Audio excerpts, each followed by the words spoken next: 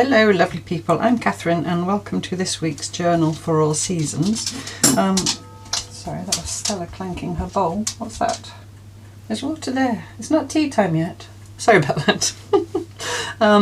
Yeah, as mentioned in Friday's Park Home Life, this week I'm going to do some stitching for my journal.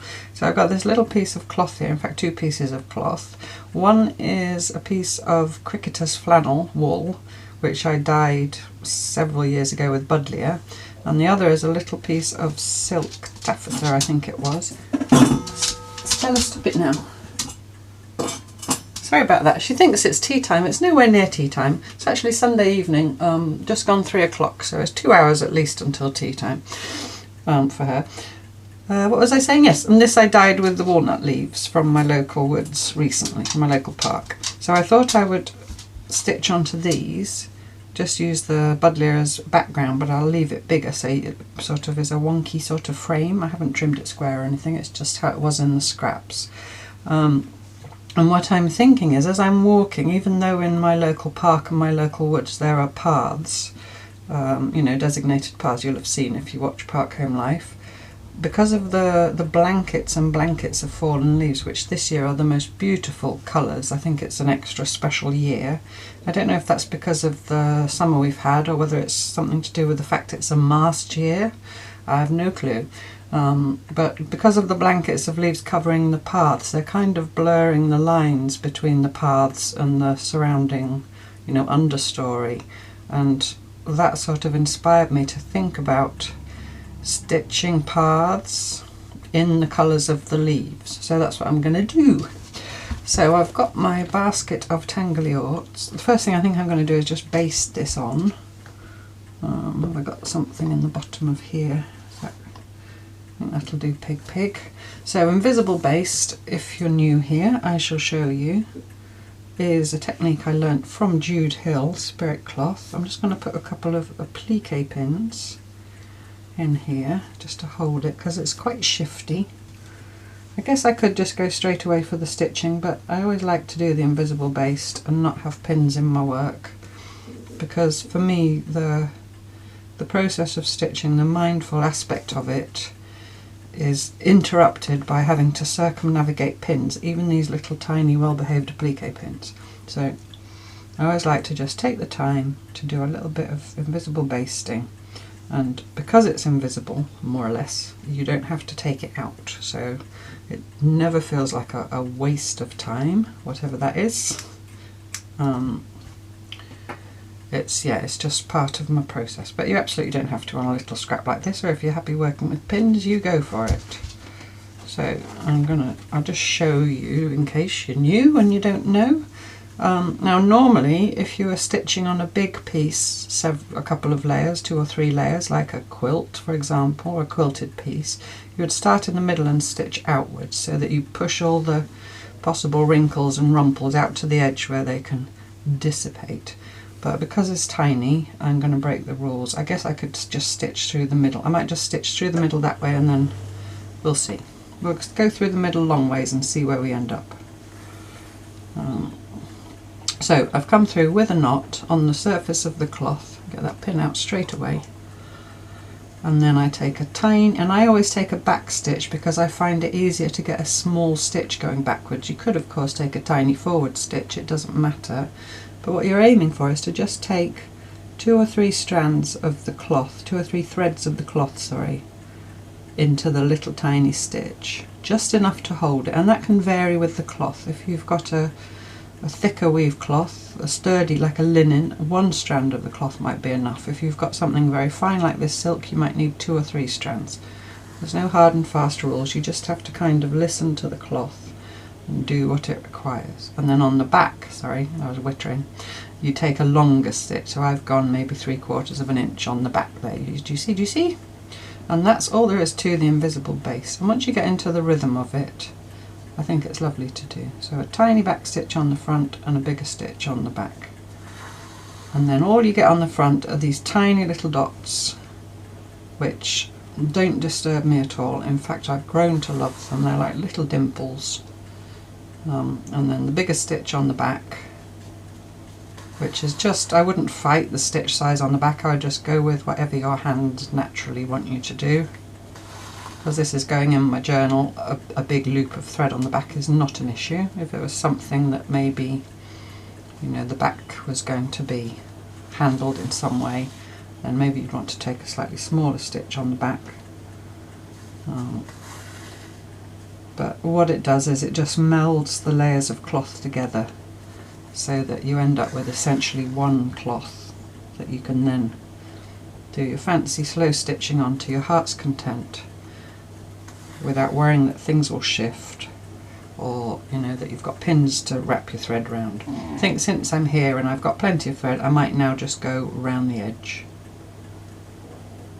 So I'm just going to do that same thing, just all the way around the edge. I am, although it's tiny, I'm just going to make sure that I push it out. I don't really want it to, because if you stitch the edge and there's excess cloth here, the excess cloth has got nowhere to go anymore. That's why, if you were doing it properly, or if you were working on a larger piece, that's why you would stitch from the centre out, so that the excess cloth has got somewhere to go, if that makes sense. Stella, why are you agitated? Just settle down, there's a good girl. Sorry, we've just come in, it's Sunday like I said. Joey's been with me for 10 days. I've just taken him this morning to the train station in Bristol. It's a friend of his who now lives in Wales, came in on the train, and he's met her and to spend the day with her. Got a knot, sorry about that. So yeah, so I've taken him to, so he's gone to spend the day with her, and his flight back to France is this evening, so he'll get himself a bus from the centre of Bristol out to Bristol Airport and get his flight back to France.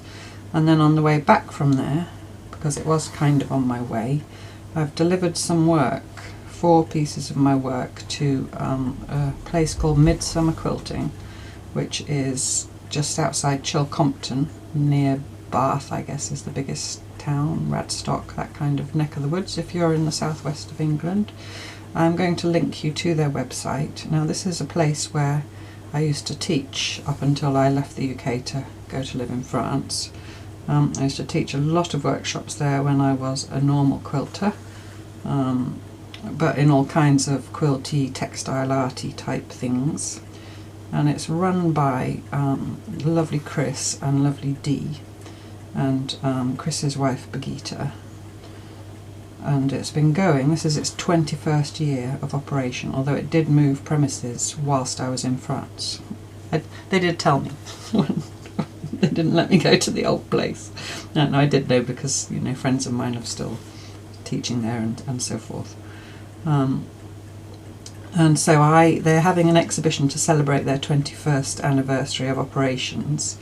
And what they've done is they've invited 21 former tutors, you know, people who've taught there over the years, to submit 4 pieces of work each for exhibition. And then they're going to have an exhibition that will be throughout the whole shop and into the you know, the studio area where the workshops take place.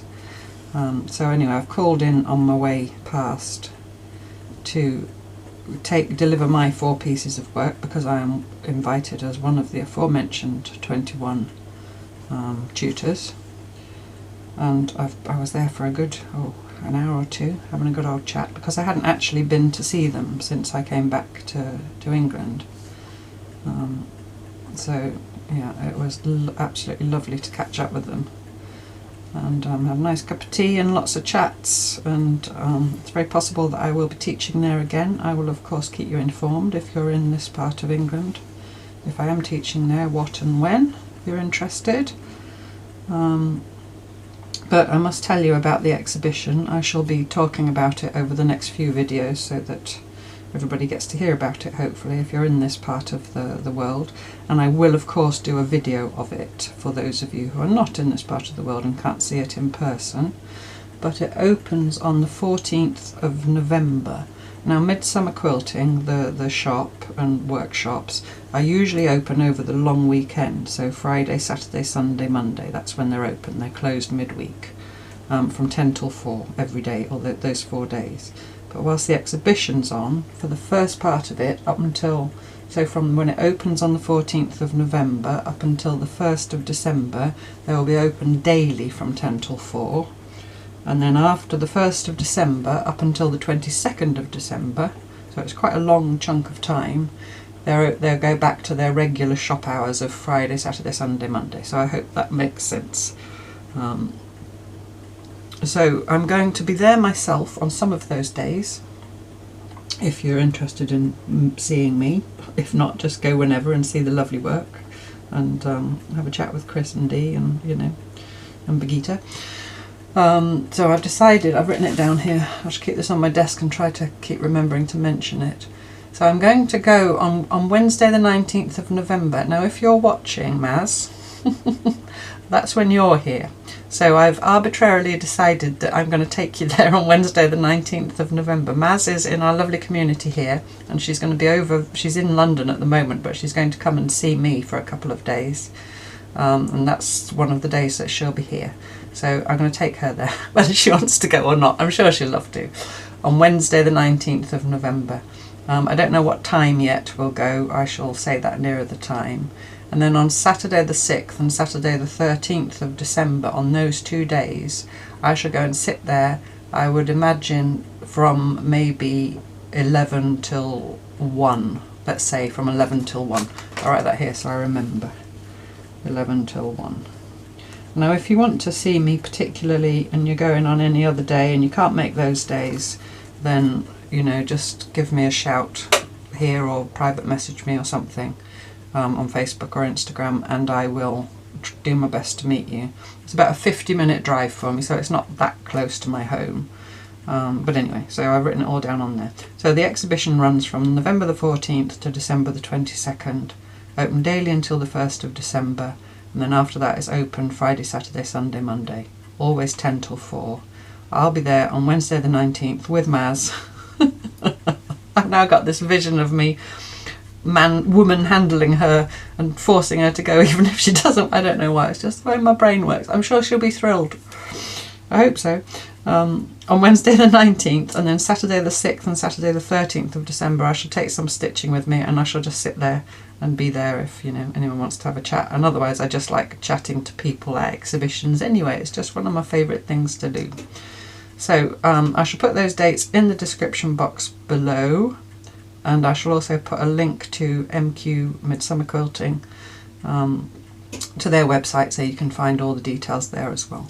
But do, if you are able, you know, and you're in the area, just do go along and support them, because they're lovely people, and they had me there as a teacher quite early on in my teaching career and supported me a lot. So there we go. That's that. Here endeth the advert. Right, now back to this.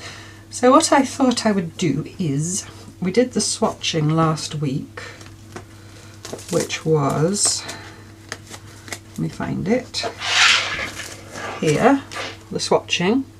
So I thought I would go through my threads in my Ort's Nest and look for these colours, or something approximating these colours. So I've got that yellow, so I'm just going to pull out anything that's, you know, somewhere in the region of those colours from my Orts. If you don't have Orts, you could obviously just choose spools or skeins or whatever. So I'm kind of swatching the leaf now, but with threads. I mean, you could just as well match the colours to your leaf if you haven't done the swatching, but I have done the swatching, so I'm going to do it like that. I'm just pulling out whatever looks appropriate, really. I'm not going to be too pernickety about it. I don't even mind if it's just a tiny bit. Let's have some green. I've got some of that sort of there. What about that one? That's good. And this is where these little tiny ends are going to just come into their own. Well, it's not so tiny, but... So I'm just getting one for each line, basically. That's a bit redder. But we'll see if we go with artistic license or if we can find something more closely matching. What's that one in there? No, that's really tiny. What about that? That looks a better colour. Yes, sort of a golden brown, texture like sun, those of you who remember the Stranglers. And I want a darker brown.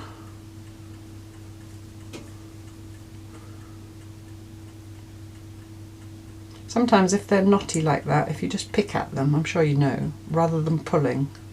If you pull, you just tighten the knots. People ask me quite often about this, how do I, you know, if it gets tangly. You just have to sort of be gentle with it and just gently encourage it to come unknotted rather than pulling at it. And if all else fails, I have been known, I mean that came out, I have been known to just cut it off close to, you know, and that's how I end up with those little ends. So there we go. So I've got a selection of colours that more or less tone with the colours on my swatching. So I shall put that away for a minute. And now I'm just going to pick one at random, which this brown one is the first one to come to hand. And I've got 2 strands. I like to work with 2 strands. Oh, and it's just regular embroidery floss, you know, the DMC type stuff. And put it in my needle. Now for this next bit, you could, if you wanted to, I guess, draw some lines. And if I'd been going to do that, I would have done that on this top cloth before I basted it to the background.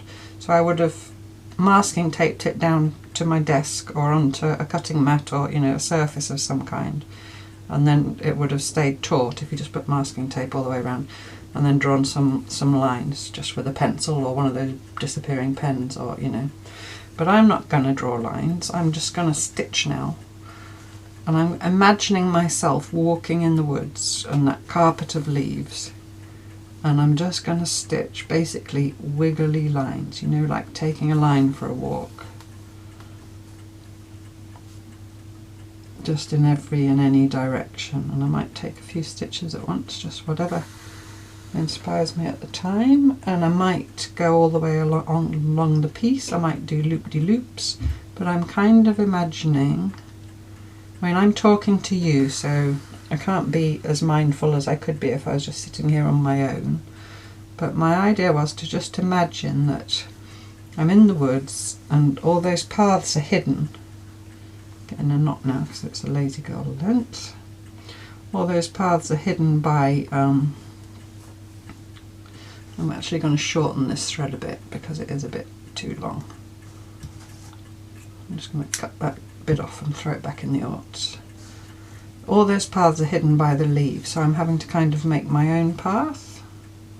So I'm meandering about. I'm not restricted by the paths that have been designated for me. I can basically go anywhere I like. So I'm on a lovely walk in the autumn woodland, and free to wander. That was my thinking. And it's also lovely to stitch through this silk and wool together, this wool and silk combination. I've talked before many times about auditioning cloth with an empty needle before you commit to stitching it. It's also worth auditioning the layers that you're going to decide to put together, especially if they're, you know, if it was some cotton sheet that I was regularly using as a backing, then I would already know how it behaved. But I might know this silk and I might know this wool in combination with other cloths, but they can behave differently in combination with each other, if that makes sense. I don't know if you can hear Stella, she's now rolling about in the front room. Yeah, so she's been in the car quite a long time. I did just give her a little walk when we got back, because she's been a very good girl sitting in the car all that time. I gave her a little walk at Midsummer quilting, and a little walk just now, but she's a little bit agitated. So I've come to the other side. I think I'm just going to end my path there. So I go through to the back and do a little back stitch. Cut that off. Put that back in the aughts because it's still useful. And get another colour from my little stash. That little tiny bit. There's no barking because there's neighbours walking past outside. That little tiny bit is neither use nor ornament, as my granny would have said. This is one bit of red. That's okay. I'm just going to, still shush. I'm just going to double it up. That'll work okay. This little piece.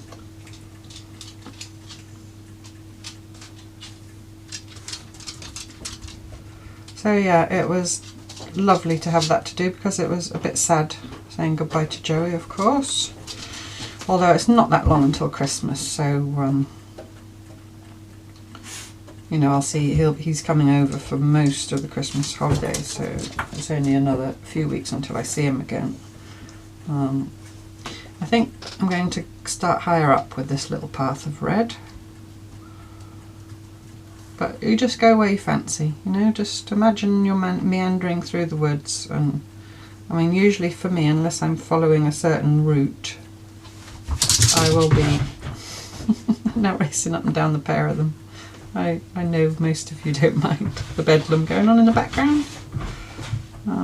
Yeah, so I'm just kind of imagining that I'm meandering around through the woods, and for me it might be that I see a certain tree that I want to go and look at more closely, or I see some fungi, or now here I can either cross that stitch or I could swerve to go through the gap. I think I'm just going to cross the stitch.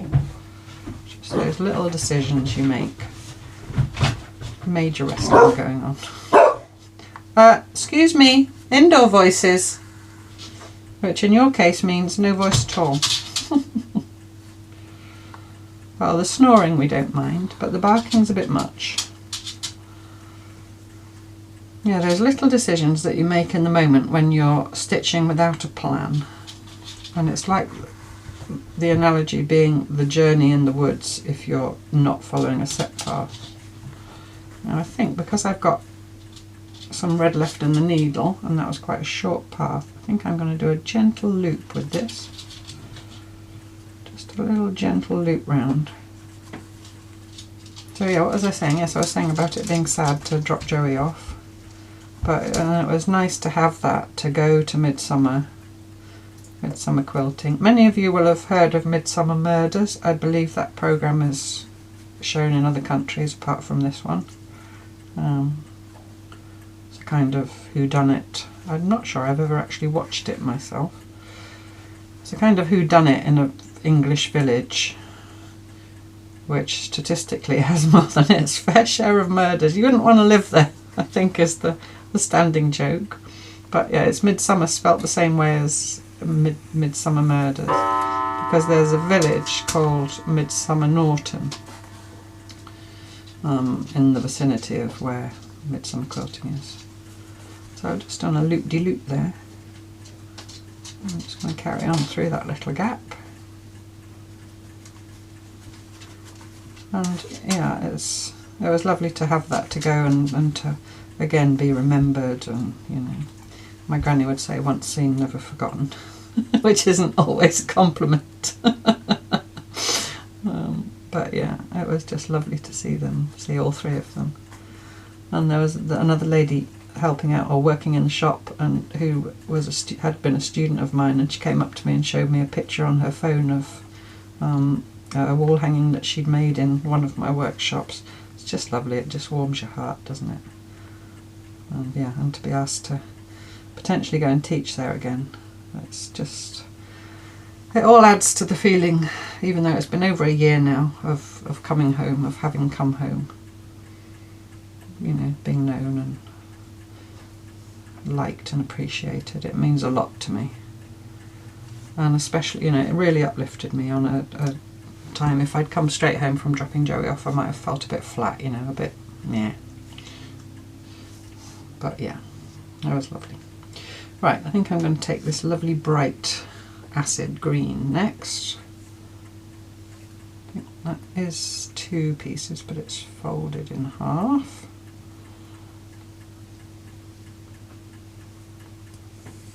So if it's already 2 strands together like that, in general I just rub my thumbnail down it a couple of times, But if the strands are twisted around each other, they can be more inclined to tangle. Whereas if you run your thumbnail down a couple of times, it kind of evens them out, so they lay more side by side. I mean, they're still quite likely to tangle, but less likely. Well, not quite likely. It's not too bad. It's not too long a length. So where shall we go with the bright green? So you can just have a look at your piece really, and there's no right or wrong. If you decide you want to concentrate your paths all in one area and leave big areas unstitched, you can. If you want to now fill in the areas, I might start down here.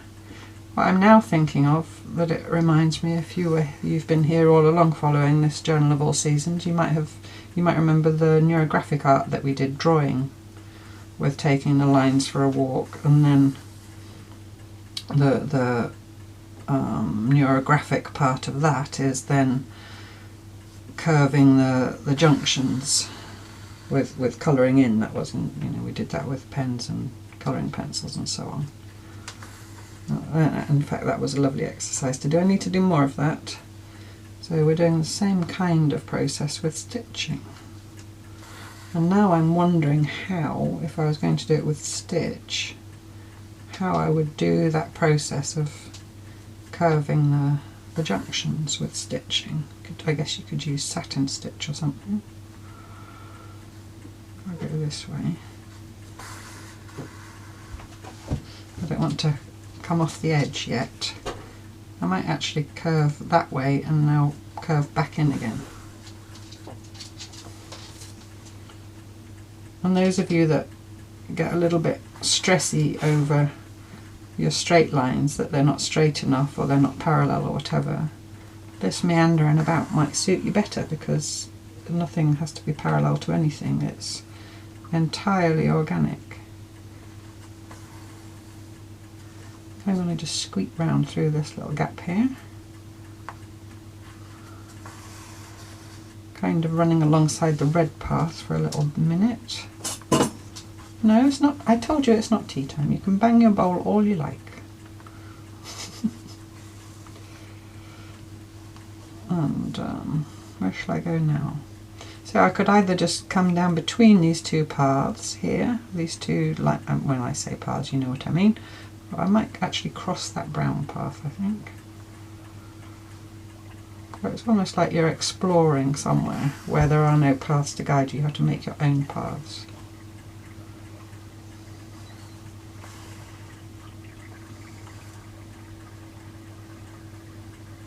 If you can hear that gurgling noise, that is not my tummy, that's the fridge.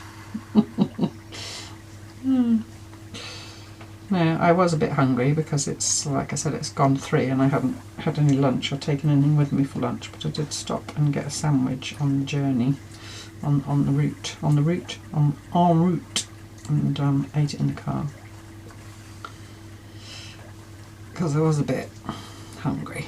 So I'm coming to the end of my green line. I'm going to go and finish back where I started from, because now I'm thinking of those little maps you sometimes get if you go to, like when I go to Duncliffe Woods, where I've taken you a couple of times in Park Home Life, where there are kind of waymarked routes through the woods. And in Duncliffe Woods they've got different names, like there's the Butterfly Path and the Bluebell Path and things like that. And then there are little arrows on posts and they're all colour coded. So I can't exactly remember, but I mean, for example, the Butterfly Path might be yellow. So as you enter the woods, there's a map, and then all the little dotted lines in all the different colours show you all the paths, all the waymarked paths. And then when you're in the woods walking, there's wooden posts with an arrow, and the arrow will be in the colour of that route. So if, say, the Butterfly Path was yellow, then obviously there'll be a yellow arrow.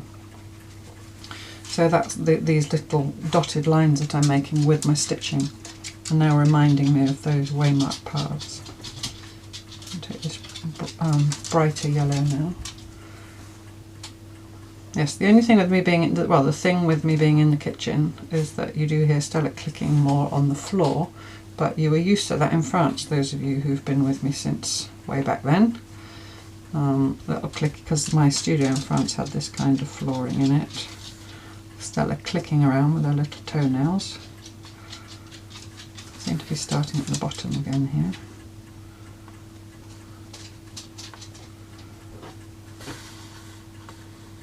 Yeah, she is a little bit restless. I do think maybe when I'm sitting here stitching as well, I need to maybe bring her little sheepskin rug that she sleeps on the sofa in here for her to lay on, because she does like to be in the same room as me. I mean, there is the quilt that I use as a mat over there for her to lay on, but and of course she could go and lay on the sofa. That's only a few yards away from me in the next room, but she's a bit clingy. As I said that, I heard her get up on the sofa. It's like she said, I'm going to prove to you that I'm not clingy, Mum. I'm going to go and sleep on the sofa in the other room, all on my own. Well, that's good. It's good if she can feel a bit more confident. So, where shall I go with my little yellow path? I think I might loop round sooner and not go right to the top.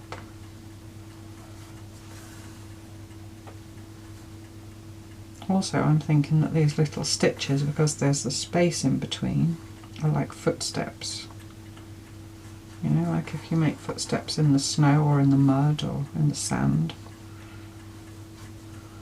And these little stitches could represent footsteps. I wonder if I want one path to just end somewhere in the middle, or if I want them all to go right to the edge. Well, let's have one ending right in the middle. I find that, as I said that and as I visualised that, not uncomfortable, but there's something, I had a feeling of, I don't know how to put it into words. Well, let's do it and then let's see if I can put it into words. But that you're leaving it unfinished, like there's a little bit of a feeling of anticipation, but not anxiety. I don't know. Unfinishedness, if I just leave it like that, but I'm going to go with it. I'm going to follow my instincts to leave that like that. I guess if that was an actual path into the woods, you would either have to stay there forever or just turn around and retrace your steps. And I don't mind retracing my steps. I know some people don't like to on a walk. I've been on walks with people who would rather walk miles out of the, you know, make the path into, make the journey into a real hike, rather than turn around and go back. My mother, in the days when she could walk for miles, never liked to turn around and go back. Okay, it's almost a kind of psychological thing that some people have. I mean, I can remember walking with her, for example, alongside a river. That was when we were camping one time somewhere. Doing a riverside walk, and it was quite a serious river. I'm just going to halve this again because it's a bit long. You know, it wasn't a river you could wade across or anything. And we walked for maybe half an hour and came to a bridge, and there was a bridge back where we'd started. And so I said, well, let's cross the bridge and go back down the other side. No, it wasn't a long enough walk, so we had to carry on. But then there was no other bridge for miles and miles and miles, and my mother would not turn around to go back. We had to just keep going, and we ended up being out all day. And by the time we got back to camp, I don't think my dad had come with us for some reason. I don't know if he was doing something back at camp, and it was pre-mobile phone, and he was getting a bit worried about us. But yes. On the other hand, I don't mind turning back, because I think if you turn back, you get a different view, don't you, going in the other direction. You'll have to let me know if you don't mind turning back, or if you're someone that would do, like my mum, just walk miles out of your way, miles further than you thought you were going to, just so that you didn't have to turn back on yourself. Usually if I think I'm going to turn back, I might do things like look ahead and say I'm going to go up to that, go up and touch that oak tree and then turn round. Or, you know, if you can loop round something, if you can walk round a tree or round a rock, or, you know, something like that, so it feels like you haven't done a 180 about face. It's interesting, isn't it? Well, I think it's interesting. Why we do what we do. We're funny creatures sometimes, aren't we, us humans? Right, that's going to be a little short path. That's just going to end there.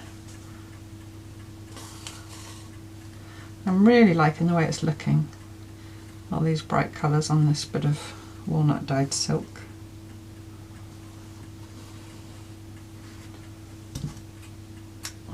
So what have we got? So we've got 2 more colours. We've got the bright green and the other shade of brown. When I was at Midsummer Quilting, there's a lovely room there where the workshops happen, and Birgitta was sitting in there doing some hand quilting in a wooden, like an embroidery hoop type thing, but it was a quilting frame. She was hand quilting on this beautiful quilt she'd made. She said she'd made it quite some time ago and just recently got it out again, and it was all with William Morris printed cloths. But she was hand quilting on it, and she was quilting with, you know, the tiny, if you're a hand quilter, the tiny little number 10 quilting needles, which are like, I once heard someone describe them as like a fairy's hair, which is a pretty accurate description, I would say. I think I'm going to go like this, like this, like this with that. So I did sort of plan ahead that time a little bit. I mean, that might change as I stitch, but it's quite a nice long piece of brown.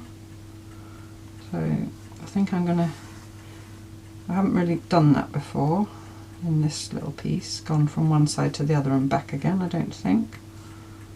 So I think I will do that with this brown. Yeah, and she had this little gizmo gadget, a needle threader, but it wasn't, talked about needle threading in the coverlet of Comfort last Wednesday, because I had that thicker wool that I was threading through my double running stitch. And I don't generally use needle threaders because I don't generally use thick wool like that. And I did manage because I used a bookbinding needle, so that was fine. But I don't use quilters number 10s anymore because they're very short, if you don't know, and they've got a very small eye. And yeah, I use my tulip number 9s, which they're only one size bigger, but they've got a long eye, the tulip embroidery needles that I use. So yeah, so I was very impressed to see this little gizmo. It was also a thread cutter. It just sat on the desk, and you stand your needle in it, you put the thread through in a certain way. I don't know how it worked, but anyway it worked. So, you know, I just made a little note to myself that if I get to the stage where I really can't thread my needle anymore, then, because the issue with those ones that you get, you know, with the metal, like the ones that look a bit like a hairpin, you know, with the flat disc attached to them, is they only go through needles with big eyes that I can thread anyway, if that makes sense. They won't go through my tulip number 9s, and they certainly wouldn't go through a quilter's 10. Some quilters use an 11 even, which really is like a fairy's hair.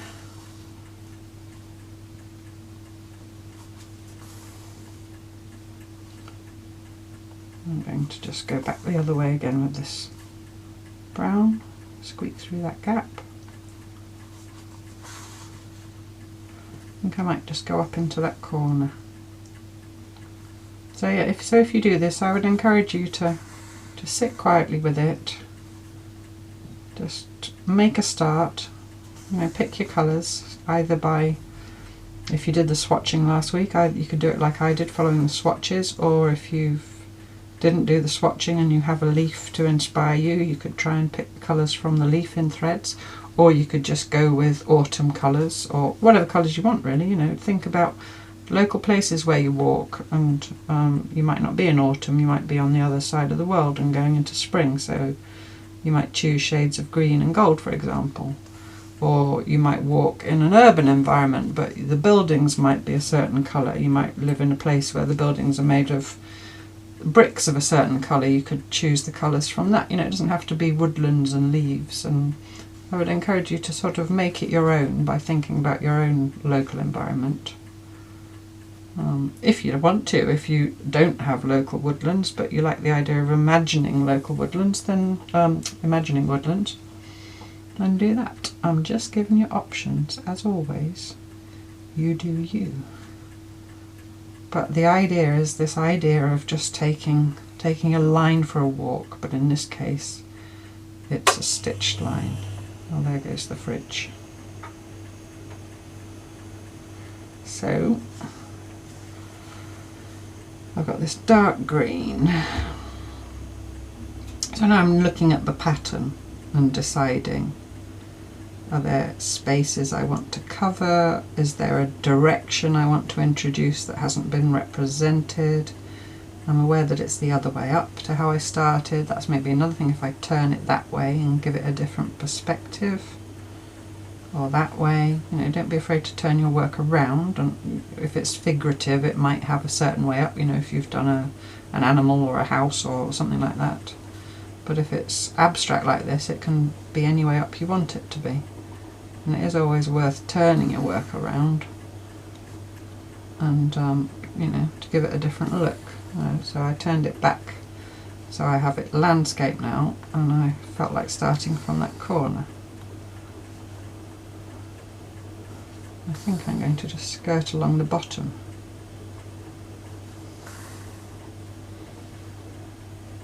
And just wibble about. And I was thinking in the car about what words I would use. And I was also thinking about the self-care aspect, because that is the theme of this journal. The self-care is fairly obvious. Self-care for me, walking in woods, is always self-care. But maybe going further with the idea of self-care is taking the paths that you feel inspired to take, rather than the paths that are predetermined or laid down for you. You know, there's an expression, isn't there, that people use about people who are not afraid to go their own way, saying that they're not afraid to take their own path, or they take their own path. So I'm just thinking a little bit about that as well, or having the freedom to take your own path. Right, so let's finish that off.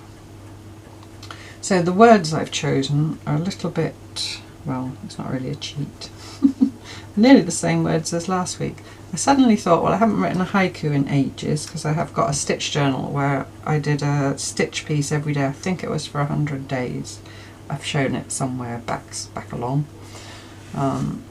And every day I'd stitched a piece and I wrote a haiku. A haiku is that, well, a haiku is much more complex than this, but the basic form of a haiku is 3 lines. The first 2 lines have 5 syllables and the third line has 7 syllables.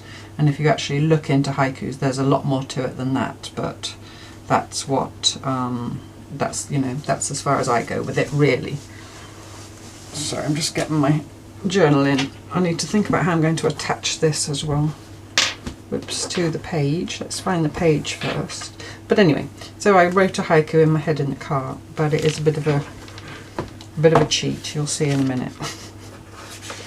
It was already half written for me, shall we say, even 2/3 written. So I want that way up, I said, on this page. I think I'm just going to leave this page because that was that really thin paper and it's got those leaves on, so I don't really want to write on the back of them or anything. So I'm just going to put this here. I'm going to put it quite high up and right down here. This is watercolour paper. I don't think I want to stitch through it. I don't know what I'm going to do next week, but I think I might just get some double-sided tape. Oh, let's do this. This is on the top because I used it last week. This is just brown parcel tape like I used for the leaf. Let's just keep it simple. I'll see if it works against the wall. If not, we'll have a rethink.